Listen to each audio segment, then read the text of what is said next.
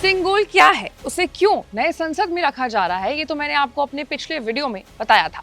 लेकिन अब इस सेंगोल पर भी राजनीति हो रही है। चर्चा है कि बीजेपी सेंगोल के जरिए तमिलनाडु की राजनीति को साधने की कोशिश कर रही है। तो आज चर्चा इसी मुद्दे पर करेंगे। Hello and welcome to Uncut, मैं हूं आपके साथ आशीष सिंह।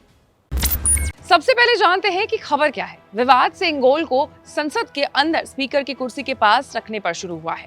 तो सपा सांसद एसटी हसन ने कहा है कि एक धर्म का धार्मिक चिन्ह संसद भवन में लगाने से दूसरे धर्म के लोगों की भावनाएं आहत होंगी। संसद के भीतर सभी धर्मों के चिन्ह को लगाया जाना चाहिए। गृह मंत्री अमित शाह ने इससे राजनीति से ऊपर का मामला बताया है। लेकिन अब बात यह हो रही है कि बीजेपी सेंगोल के जरिए तमिलनाडु की राजनीति साधने की कोशिश कर रही है। कैसे, अब वो जानते हैं।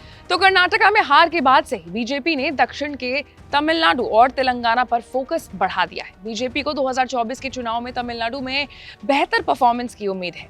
जयललिता के निधन के बाद ही वहां विपक्ष की कुर्सी खाली है। पार्टी की कमान तेज तर्रार अन्नामलाई के पास है। अन्नामलाई ने प्रधानमंत्री नरेंद्र मोदी के कन्याकुमारी से चुनाव लड़ने के संकेत भी दिए हैं। अन्नामलाई ने कहा था कि प्रधानमंत्री ने क्षेत्रीय बाधा को पार कर लिया है। कहा जा रहा है कि बीजेपी तमिलनाडु को लेकर कई रणनीति पर काम भी कर रही है। ऐसे में सेंगोल को तमिलनाडु की 39 सीट्स को साधने के रूप में भी देखा जा रहा है। 2019 में तमिलनाडु की 39 में से एक भी सीट बीजेपी नहीं जीत पाई थी। 2014 में बीजेपी को कन्याकुमारी सीट पर जीत मिली थी। हालांकि 2019 में तमिलनाडु की 5 सीटों पर बीजेपी दूसरे नंबर पर थी। उनमें कोयम्बटूर, शिवगंगा, रामनाथपुरम, कन्याकुमारी और थुट्टीकुड्डी सीट शामिल थी। लेकिन फिर भी यहाँ एक और सवाल खड़ा हो रहा है कि बीजेपी के लिए तमिलनाडु ही फोकस आखिर क्यों है। तो इसके पीछे भी दो वजह है। पहला है, तमिलनाडु की सीमा दक्षिण भारत के 3 राज्यों की सीमा से लगी है।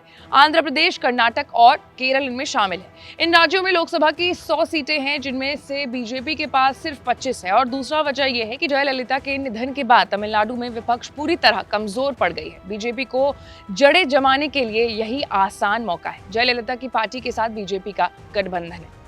और अगर तमिलनाडु की बात करें तो पिछले 55 साल से तमिलनाडु की सत्ता में द्रविड़ पॉलिटिक्स का दबदबा है और द्रविड़ राजनीति करने वाली जो पार्टियां हैं, डीएमके और एआईएडीएमके ही सरकार बनाती है। अभी एमके स्टालिन के नेतृत्व में डीएमके की सरकार है।